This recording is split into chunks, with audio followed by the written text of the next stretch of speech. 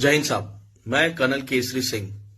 आज बड़े मिश्रित से भाव लिए, जिसमें क्रोध भी है, रोष भी है और पीड़ा भी है, आपसे कुछ मन की बात कहने आया हूं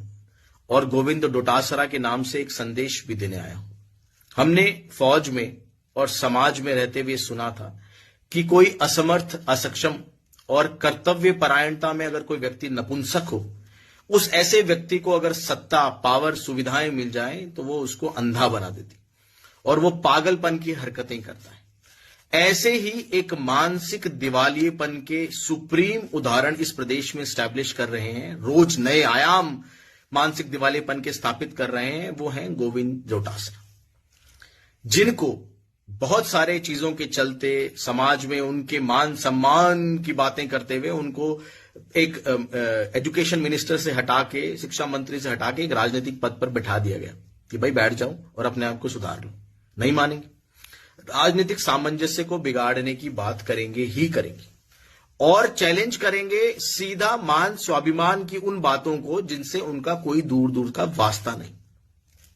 मैं आपसे एक बात कहना चाहता हूं कि आपकी पिछली 7 से 10 पीढ़ियों ने महाराणा प्रताप की शौर्य गाथाएं, उनके स्वाभिमान की गाथाएं पढ़ी हैं, सुनी हैं और आपकी अगली 100 पीढ़ियां भी अगर राजस्थान में रहेंगी तो महाराणा प्रताप के स्वाभिमान की कथाएं और गाथाएं पढ़ेंगी भी और सुनेंगी भी।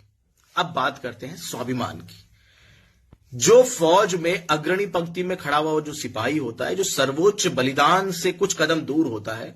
उसके पीछे जो सबसे बड़ी प्रेरणा होती है वो होता है स्वाभिमान, matter of honour, matter of pride,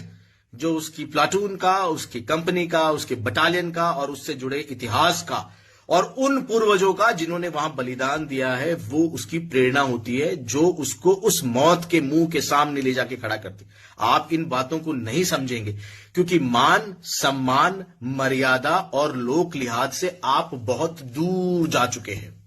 मैं आपको एक बात और कहना चाहता हूं कि मैं आपकी अंदर की सारी पीड़ा को समझ रहा हूं